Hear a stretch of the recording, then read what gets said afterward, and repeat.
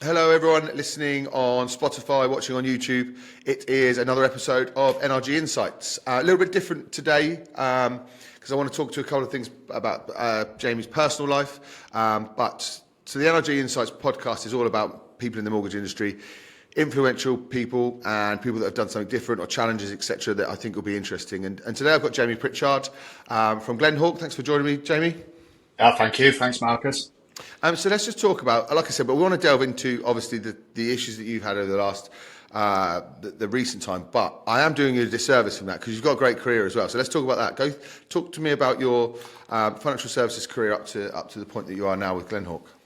Yeah, looking myself on the camera now, I feel that I am old as I think I am. Nothing worse than having to look at yourself on this bloody podcast with all the wrinkles every week, just a new one. Oh, honestly, I should have gone and got some of Mrs. Makeup or something.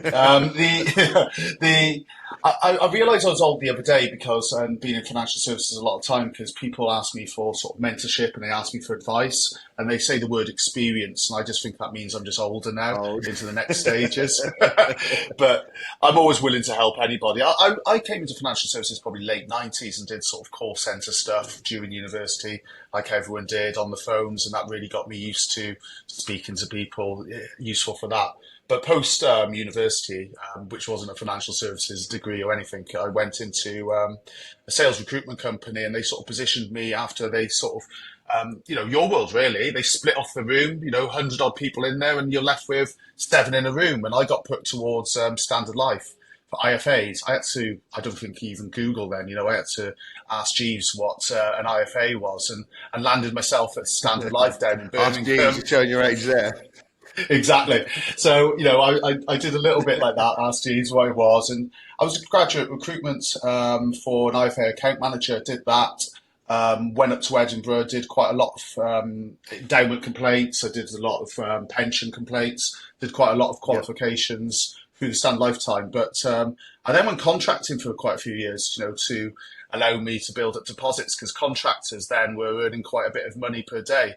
But I found that was Groundhog Day and I wanted to build a career. So that's when I took my CMAPs off the back of my FPCs, did my mortgage exams, become a mortgage advisor. I wouldn't call myself a broker because I work for a well-known estate agency. So, I was trapped in a room doing that and did that for a few years. And then 2008 happened. And just before that, I landed myself in a lender. So that's where my lender sort of career started first with Principality. Being a Welsh boy, working for Principality Building Society was brilliant. A bit of a baptism of fire. We're going straight into lending and then hitting 2008. A little bit, yeah. Obviously it was, but I actually turned down the job first of all, mortgage advisor, because I asked them in the interviews what their advice process was like, and they showed me what their process was for the customer. And I suppose this is where I'm really keen on the sort of customer journey in anywhere I am. And I said it was so disjointed that they said no one ever refuses a job with Stuart Dean, brilliant Stuart Dean, ex-Portman as well. So we had a conversation with me and I came in to actually help design their process as part of the operations and the learning and development team. So I was more training at the start. And then, quickly going through it, someone had spotted what I was like, probably gobby, lots of opinions and threw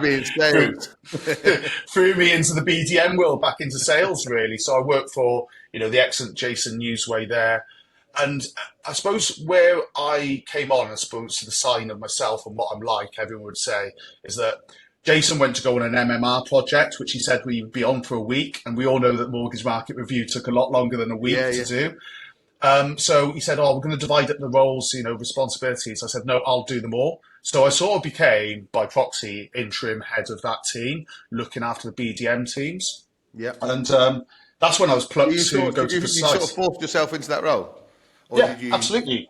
Yeah, good. You don't ask for permission, you beg for forgiveness in this world, you know what I mean? And you learn some of those bits. If you sit back and say... I think it's important for people to understand that, actually, about doing the job you want to do before you get the job, right? Or forcing your way into a job. There's nothing wrong with it. The best people in this business have started off sort of lower. My operations manager, for instance, came in as a resourcer, realised there's a massive gap in our business and operations, wrote the job spec for it, put her name at the bottom of it, sent it to me, said, I do all these already. To make it easy for hiring managers, right? Just do the job. Yeah, do the job. There's a lot of times where people just stick within their role profile, especially working in an excellent business as I am now, 50. We were already talking about it the other day. My title may be managing director of sales, but I've probably got 4 or 5 hats on Yeah. through that. And you're learning things as you go along and learning off really good people. And I think that is what I've carried with me my whole career is that I think I'm always in student mode. I'll never stop being in student mode. So as long as I'm learning and every day digesting Yeah. and trying to think what I can do to educate brokers and add value, they're all buzzwords, those are, by the way, but I really believe in them. It's genuine. And I that's where I think would say, that. I always think people think I'm bullshitting because I talk about adding value all the time. But even this going out there and speaking to people and giving that little bit extra, that is adding value, right? There's nothing wrong. It seems like it's banded around a lot, like you say, it's a bit of a cliche. But this adding value is the yeah. top thing to do for people over and Well, it's above the always, thing that you do. yeah, you're almost being apologetic about it, but I think you Yeah. have to walk the walk and do it as well. But yeah, I got did that. I made sure that I did that role. But as soon as I was then going to be then just back into the BDM world, I'd had a taste for it. So that was when I first got interviewed by Precise Mortgages. When it Yeah. was in its formative years, turned down a role there because it was more second charge. But then I met obviously Roger Morris there, who everybody knows, and who could say no to Roger back in the day, what they were building with Alan. And during that time, going up onto sort of head of sales and building up sales team, they didn't have a BDM team. And in the end, when I left, I had probably a 20 strong team. That was the thing that we really were, really proud of what we built around Yeah. Alan, Ian Lonergan, some really good. I heard Gareth talking about them the other day, and I was I going to think say I was that just actually. They created a bit of a monster there because if you look at half the people in the lender series, especially that I've interviewed, have all come from that ilk. So what Alan created there was something really special in regards to how they created leaders. Alan, Ian, John, Seb, they were great leaders, and they just they had some good people working for them that were freedom of ideas. There was some of those early stages when I always remember going forward a few years, 2016, when we decided to come into limited company after all the tax rules changed, and it Yeah. took us 3 weeks to come up with the product. And I think two of them were trying to convince Credit that it was going to be a big thing. Looking back, it's a Yeah, massive yeah, thing. That nimble nature of specialist lender is really important. yeah. When it becomes a bank, it's not so nimble for obvious reasons. It's got steering committees and Red different tape. committees to go through. Was that the But fun bit? that's what. Was that the fun bit for you, where you could Oh, actually that was the pivot fun and bit. yeah, yeah, That was the fun bit. It was spotting opportunities, building the education for it, training the guys, helping out, and getting a lot of marketing coverage, probably more than we deserved. We would go to events and probably have, made up percentage, 15% of their time when we're only 1.5% of the mortgage market there. But yeah. it was just about Well, being that's loud. the genius of the precise machine, though, right? Yeah, That it was just a bit. absolutely. It was a big deal, even when it wasn't such a big deal.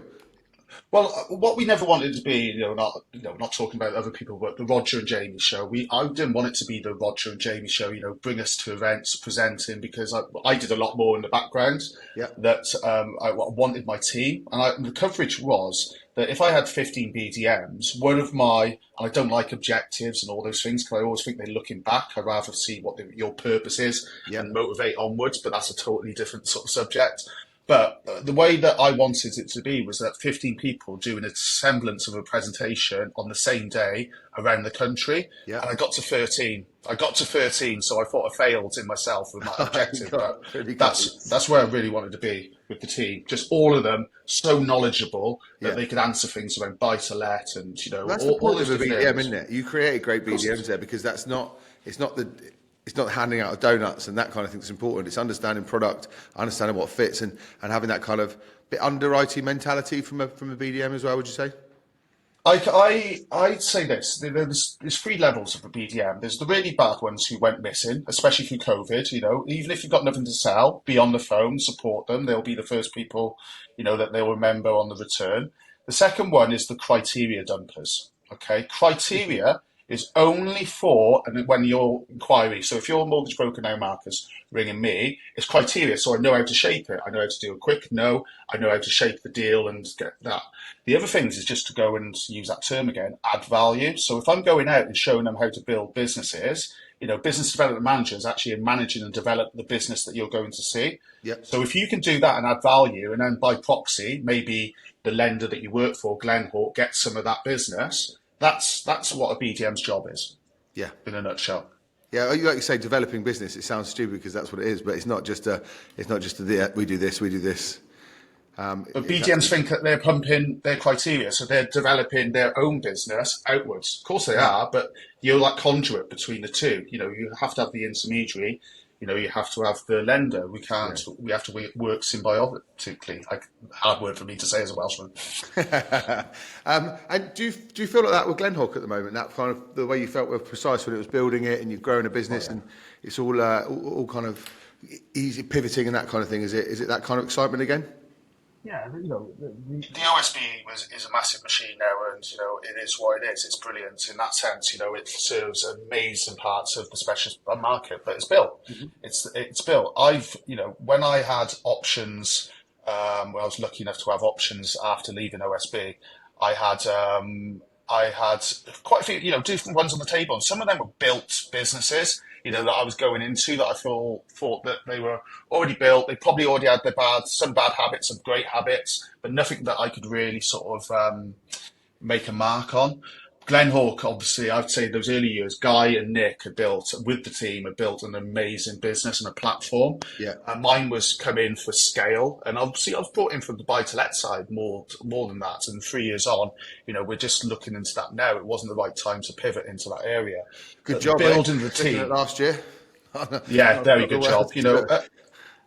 Testament to those who did it and pivoted, but we're ready to do that later this year, which I'm sure I know Guy touched upon slightly, but part of my remit is to build that product out with the great credits guys and good people that we brought in. Yeah. But predominantly it is bridging is at the core of your business, and I love bridging. And what I thought I knew about bridging before, because I managed a bridging team, compared to now, I probably could have fitted into a little matchbox, and now it could fill this room.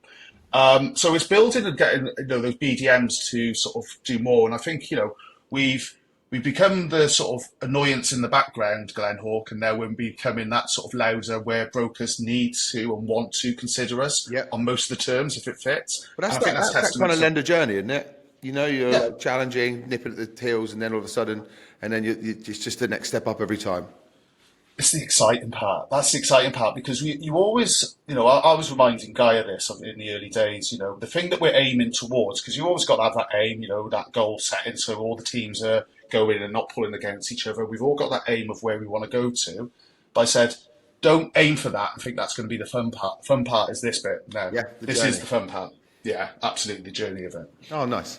So you talked a bit about kind of purpose. Actually, it's really relevant that you say you've learned so much, because you kind of there is a problem with people thinking they're the finished article. I think happens quite a lot. When you've been around a bit, you've got a good name. I think, like you just said, then you're very big on always learning. I think that's really relevant. But purpose-wise, what do you think people have to think about when they're kind of moving into next roles, or when they're thinking about the next step? Because you've mentioned it, but just kind of. I think if it's right for them. I talked to a really good recruiter years ago about, who was consulting more than recruiting for me, he did a lot of recruitment for me back in Precise. So I used to say to him, how do you know when you've gone too far? As in, you've taken a role that's way too big for you. Yeah. And we used to sort of talk about and do a simple exercise of on a piece of paper, what you like about your current role, what you feel that you can actually do more, and what you feel those roles are for the next part, and just break down and sort of rate them how you rate yourself at the moment. I used to do this thing. This is the bit. One of my ex-managers got me totally, where you get a new role, let's say, and he rung me up about the new role, and he said, and everyone else was congratulating me because they were congratulating me, seeing that new title. And he rung up and he goes, "You're probably feeling bad today, aren't you?" Because he got me totally. Yeah. I said, "Yeah, totally feeling bad today." because he got me in it. And the justification of that is why I felt bad is that I measured it like a video game. That in the role I was in at the moment, I was at 90 odd percent. Yeah, I thought I was 90%. I'd seen it all before. Those bits, questions I knew how to answer. So as soon as I go into that next role, it's leveling up, and I felt I was at zero. So quickly, I had to get myself better in that. So that would mean a lot more hard work, a lot more hours that nobody saw, the swan effect, all those things, so I could learn it and felt justified to be in that role because someone had entrusted me to do the next stage of that. But that's the beautiful thing about progressing, right? Isn't it? It's like it's like I liken it to the kids' sports. When they have to go up to the next team, and all of a sudden they were the best at something, and then they're the worst again. They got to build themselves up again, and you say to them, but that's a good thing, isn't it? You're growing. Like you don't want to just stay in the same pond all the time. No, definitely not. And I think that sums me up. I'm always ambitious. I always want to, those words again, drive and all those areas, but a lot more considered now for something that we're going to talk about later on questions. But it's a lot more considered. I don't think there's many people, that someone said I interviewed someone once, and lots of people know this story that I once interviewed someone. They said, as someone said in the industry, and I was interviewing with somebody else, from the old lender at that time. Yeah. And I said, as someone said in the industry, they didn't wake up when they were younger and have posters of mortgage brokers on the wall and their favourite lender, but now they're in it, they want to be the best at it. And the person I was interviewing with said, who the F said that? And the person in the interview said, it said on Jamie's LinkedIn. I went, oh God, I got to remove that. But that sums it up. No one wants to really be in this, but when you're in it, be the best you can. Jamie, do you know one person who did want to be in it? Sandeep Patel is the only person I've ever met that says he wanted to be in mortgages as a young man. And I went, you're either lying or you're the only person I've ever met that said they genuinely wanted to do it. They didn't fall into it. I went, well done, Sandeep. Well, that doesn't surprise me with his Royal Highness. Yeah, you know what it was? He said because his uncle was a mortgage broker and the rest of his family worked weekends. So he wanted to do it because he thought that's the only job he could do. He didn't have to work weekends. So that's what drove him younger. And look how well he's done, and another person from that stable, he's had some really good lenders that he's worked for. And that's the main thing, I love that bit where you can look around a room, and we did it last Thursday, where you can look around a room at certain awards do, or, lucky things that we get to go to supporting brokers, and you can actually spot all the different old colleagues around the room, and you feel proud about them. And I think that's the bit where if you've had a part in developing some of them, or they've had a part in developing you, you can feel that proud moment as well. Yeah. Oh, definitely, it's good. Obviously, we've touched on this, and I wanted to talk to you about this, and I did ask you beforehand, didn't I, that we can be completely open about it. So we talked about your career. Now, obviously, a lot of financial service people know that you've had your own problems over the last. Well, actually, you talk about it as to what happened to you, and it's really. I just want to caveat this with, we always push on this about hard work because I'm a big fan of hard work beats talent. Right, and I think it's really important, and I think we sometimes lose it in cultures now that actually your hard work is what makes a good culture and what we all learnt on, and it's getting lost. But actually, there is a flip side to it as well in regards to what happens to you. So do you want to talk to me about that? And we of course. If that's all right. There's a massive balance there, and I used to be the worst at saying hard work, harder, hard work. I was healthy last year, going from January, before that, January to April, I was eating healthily. I was in the gym religiously, as my missus says, I'm either in or out. So I was in the gym most days. I was pushing it too hard. I was doing all those things. And went in the gym at the end. I'd done 2 hours in the gym. So showing you I pushed it too hard. I thought I'd done too much shoulder work. I'd done then the spin class that was absolutely still. Later that day, I texted the guy and said, "Still a good spin class, wasn't it?" He said, "You just had a heart attack. How can you say that?" That's me. You were going to say it was in a kebab house or something, not in a spin class. No, 2 hours. I wasn't drinking. I wasn't drinking, and anyone knows me knows that I like networking. Yeah. So there's I came home from the gym and I wasn't feeling right. And there was a pain in my right shoulder. So I can never tell on the camera. It looks like I'm doing my left shoulder there, but it was my right shoulder. So it was nothing like the movies. There was nothing there, and God, great to have an amazing wife. Because I said, came home and I said, I don't feel good. I was trying to stretch out on the floor, like trying to stretch out my arm. But unbeknown to me, my wife always carries aspirin on her. Really? because my dad had heart complications. So she made sure, she thought I was having a heart attack straight away. I didn't. And she gave me aspirin. And those aspirin, in effect, kept me going until I could get to hospital, which was still, typical man, an hour and a bit later. That's And by the incredible. So time, she did that because of the family. history, family Family history. history, That's incredible. I don't think my yeah, the wife can family remember my history. dad's name.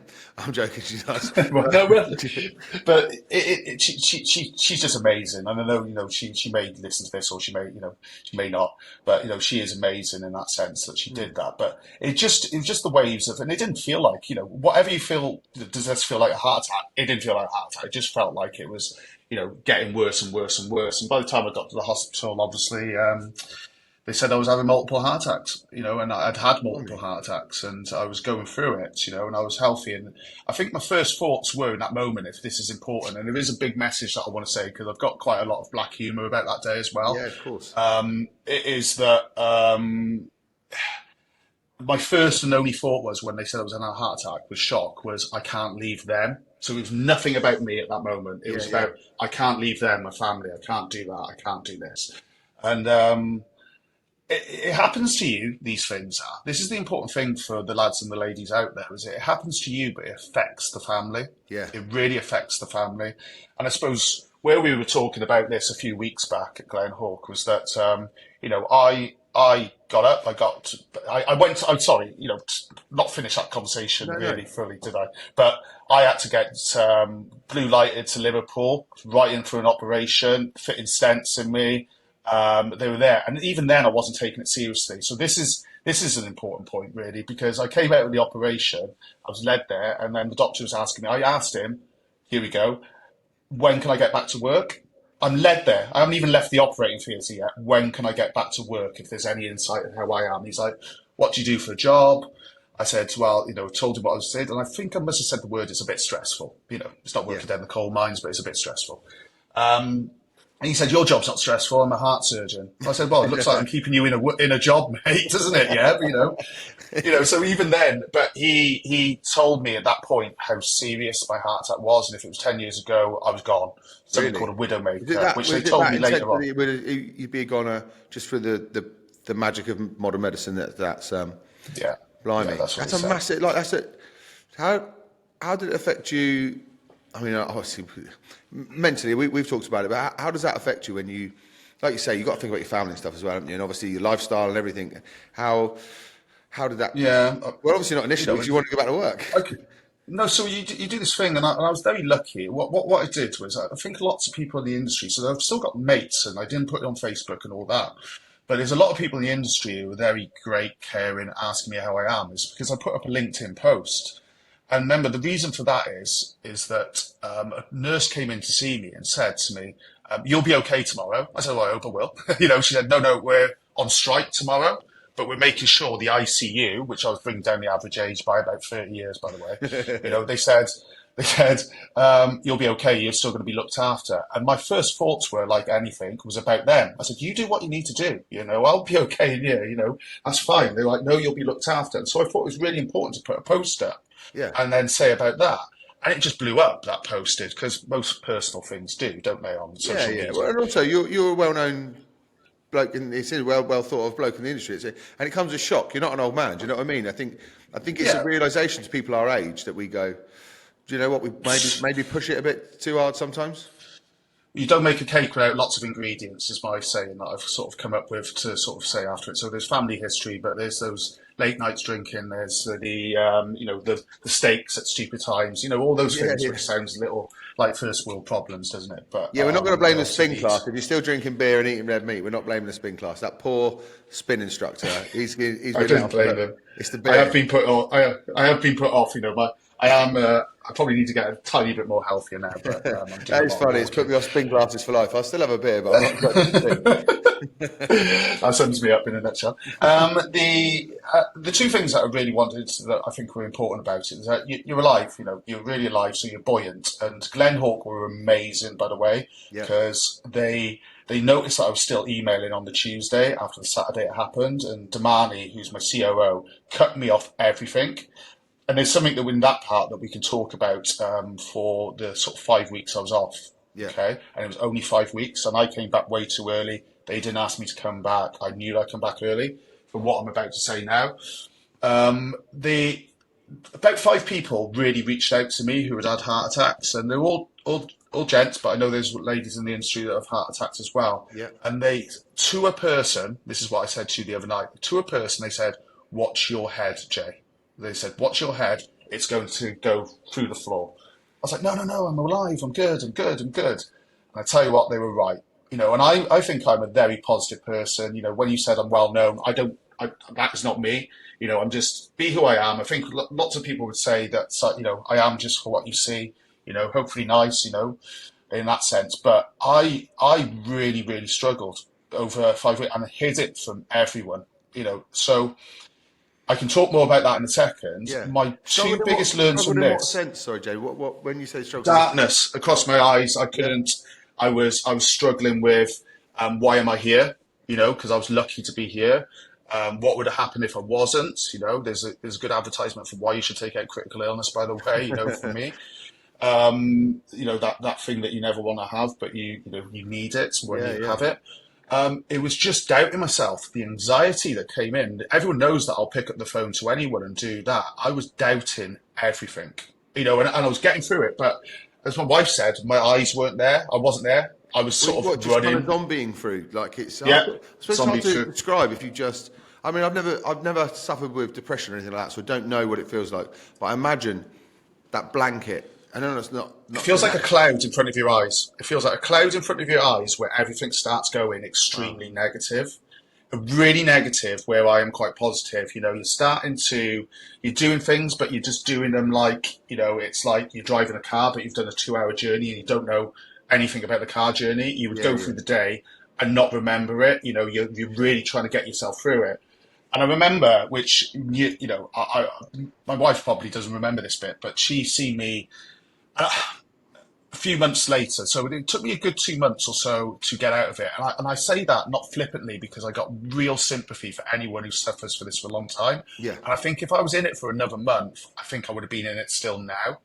And I don't want to say phrases like I got myself out of it and all that, but I did talk myself around with it, and I became quite Not measured. everyone can they? You know what I mean? I think No. it's important that people get help if they need it, but you pulled yourself out of it. So you did self-talk, kind of. You know what the problem is. You're aware of it, so you can kind of fix it yourself.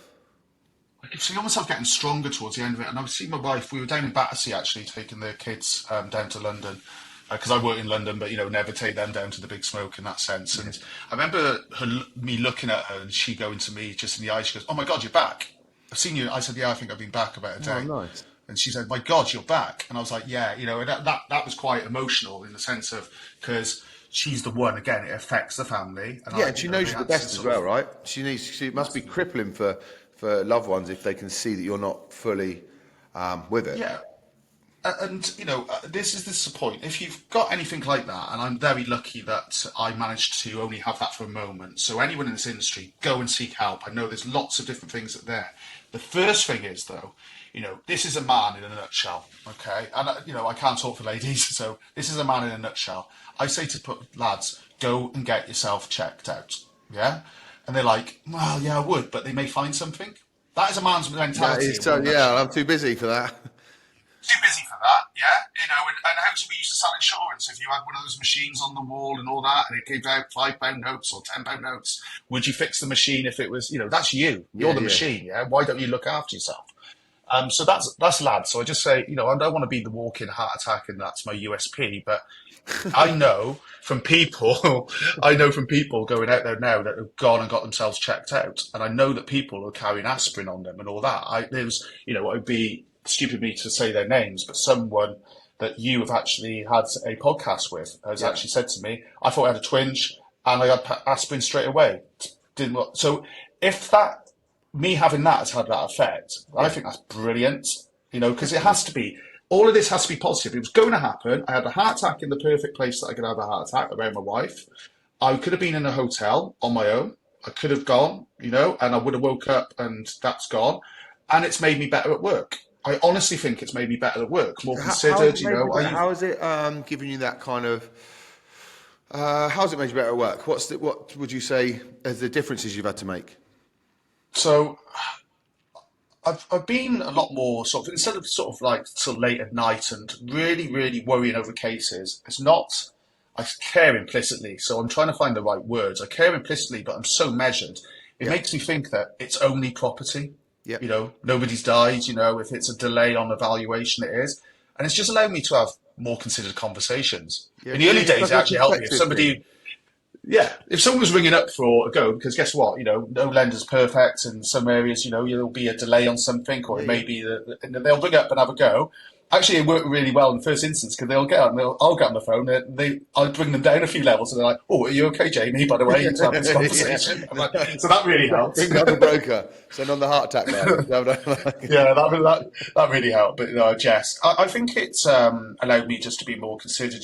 Making sure that my BDMs, my sales team, are really thinking about their family, are having that sort of balance between. I don't think there's anything like a work-life balance because that means it has to be 50-50, Yeah, yeah. and all those things. But as long as we're being considered with everything, and I think it's allowed me, one of the big good things it allowed me when Damani turned off all my equipment for 5 weeks is that I've never had 5 weeks off before. And what I did was I sat down and wrote a gap analysis plan. So, I'm not operations, I'm a sales guy, but like with those few hats on. And I really wrote it from a broker and customer's perspective, Yeah. what I felt our journey was, because what was fit for when we were doing sort of 10, 15 million a month up to now doing 30 million plus per month, every month, those practices need to be, to be looked at. Yeah. And it allowed me time to really write those gaps. And that's all about just continuous improvement, making the journey better. So that allowed me that time to Do do you think there's that. And something to then, be said for that then, actually switching off and realising what you have to refocus on? I know you're kind of forced to switch off, but obviously that's helped you have a look at the business, helicopter view type thing and see where you can benefit it. it's that old NLP thing, a new linguistic programming where it's called Map of the World, isn't it? So, have a look at your business from someone else's eyes. I'm always a great advocate on if you hire somebody, always make sure that before they become Glenhawk institutionalized, bring look at it like a 5-year-old child. Ask the questions, why? Why did you do that? Why did you do that? We used to do that. And tell me from the business you're in at the moment what was good and what was bad, so we can actually mold that. Yeah. Ours is not the best and yours is the worst. There's things that can help from both of that, and I think there's a lot of learns to take from that. I think the customer journey side of things does get neglected. I think we've just we've done a similar thing where we've got an experienced software in there because we know we can only help certain people, right? So same as you guys, you can't help everyone at the beginning, but we wanted to know what we were missing with the other stuff, and it's really opened our eyes up actually to. It's not what we think is good. It's not how I can do someone's one-to-one, say, oh, I think you're brilliant at this. This is based on what the customers think of us. And it's the most important thing, right, if we're in business. It's irrelevant how good we think we are. We're in this industry with, brilliant brokers, brilliant lenders, but I've never found a customer that actually wants a mortgage, and I've never found a customer that wants bridging finance as well. I've never found one. They want the thing that it buys. Yeah. Yeah. So we've got to be, not thinking of, and we don't do this at Glenhawk. I mean, as an industry, thinking of that piece of paper. No broker submits a case that they think is wrong. It may be wrong. Yeah. But and that piece of paper is someone's either investment or actually the house that they want to live in, and you've got to be really, sympathetic to that and really help them, guide them through because, if you get 1,000 cases off 1,000 brokers, I feel I've lost. The business has won, but I feel I've lost. If I can actually have that repeat business, then it means that I'm doing something right. And how do you go about that? How do you constantly check on that repeat? I know we've sort of veered off the heart attack, but you did. No, really good. no, but I'm interested in both things, but so repeat business wise, how do you keep on top of that journey? How do you make sure that the brokers are comfortable? Because it's not, like you say, you can't always do the deal, right? So there's got to be other value add. Deal. So what I try and do a lot of the time, do I do it 100% of the time, and do we go right? No, that's why we're trying to continuously improve. But you make sure that the customer or the broker understands the why. Yeah, so many times you ask something or say it's decline, but don't actually tell them the why. So as long as you can why, that educates them and, that softens the blow. I've never, back to my last thing, I've never been killed through a conversation yet. So I've got 100% strike rate of that. Have a conversation. It's never as bad as you feel it'll be. And keep on talking to your customers. I've just built up some, amazing new product areas that we're going to go into, and they'll be fully out by the time that this podcast comes in. And that's really off the back of broker feedback. The processes that I've brought in and changed are right off the back of broker and customer feedback. So whether that be Survey Monkeys, whether that just be getting on the phone to them, having meetings, and round table events where you're getting them in and just saying what the competitor's doing well, what can we do better, what we doing well, all those things. You're listening all the time. I think that's really important as well, actually, like embracing feedback. I think it's one of our, it's not my strong point, it's a weakness of mine. And I say to people, if I don't answer you straight away, it's because I'm not good at it. So I have to go away, digest it and go, oh, do you know what, you're right. Otherwise, it's going to come out as something you don't want to hear, or I'm in the wrong, because you naturally, no one thinks they're doing the wrong thing, right? No one thinks they're well, no one looks in the mirror and thinks they're one of those words, yeah? They don't really think that way, so they obviously think their position's right. Yeah, but you have to embrace the feedback, and I do think we're growing as a business in regards to that, understanding that even good, everyone can get better, right? So it's someone else's feedback that, or an even negative feedback. Negative feedback is how we grow. We can look at, it'd be great to be told all the great stuff you do, but it's irrelevant, isn't it? We don't learn from the stuff we're good at. We learn from the stuff that we cock up. Every day I do it. Honestly, I come back and I say, how could I have been better about it? Whether it's a massive presentation, whether it's something that I'm filming after the back of this podcast, what could I have answered better? It's always the way. Yeah.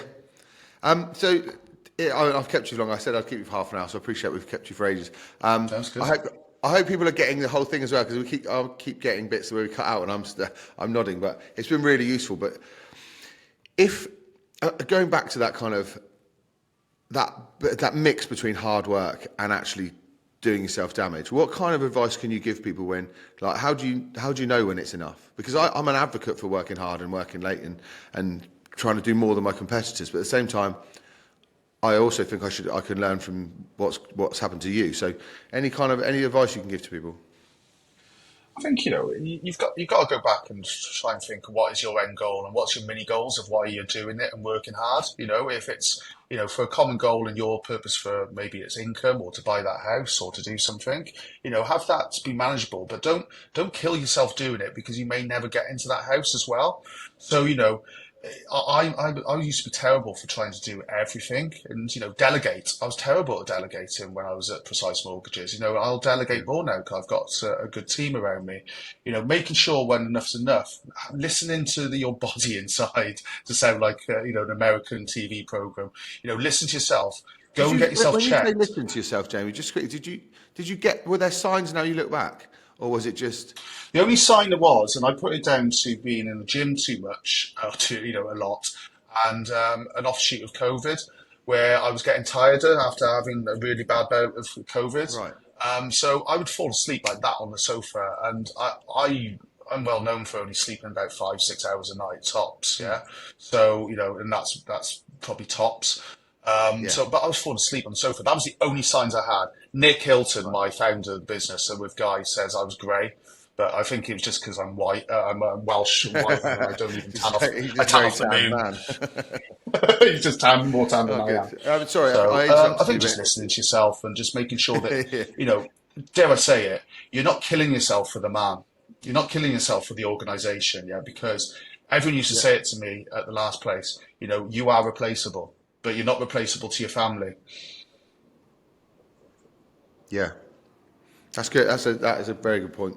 And if anyone wants to get hold of you, if they want to talk to you about that, I know you're very open about it. Like I said, we had a long conversation about it, and that's what prompted me I wanted you to come on and kind of spread that kind of word that you have. So if anyone does want to talk to you about it, what's the best way to kind of get hold of you? Or obviously they want to talk to you about work stuff as well, Well, like we promised, we wouldn't go through loads of Glenhawk, but Glenhawk are flying. So if they wanted to deal with that, everyone just come to me. LinkedIn's a great way of getting me, to be fair. Yeah. But and on LinkedIn, if they steer their way there, actually going on the profile, I have loads of people say I can't find your details. It's actually I have got my work email, so it's not a Hotmail one. It's my work email. Yeah. It's got everyone else still got their number. Hotmail from 1989 on there. Yeah, it's Hotmail. Yeah, something else on there. So it's contact me through there, and I'm always open for both ways. Talk about work and give you to one of my excellent BDMs who can help you. Or, you can go onto the website and contact us through there as well. Or if anyone wants to ask about the heart or the head, I am open to talk to all of them. I do quite a bit of mentoring out there as well. I don't know where I find time for that, but that's one of the things that I help with. Yeah.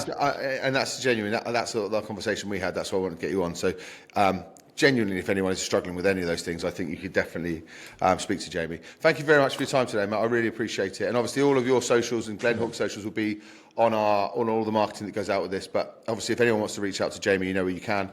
Thank you very much for your time, and thanks for everyone for listening. Hope it helps someone. And I will speak to you soon, Jamie. Thank you. Thank you. No, thank you, Marcus.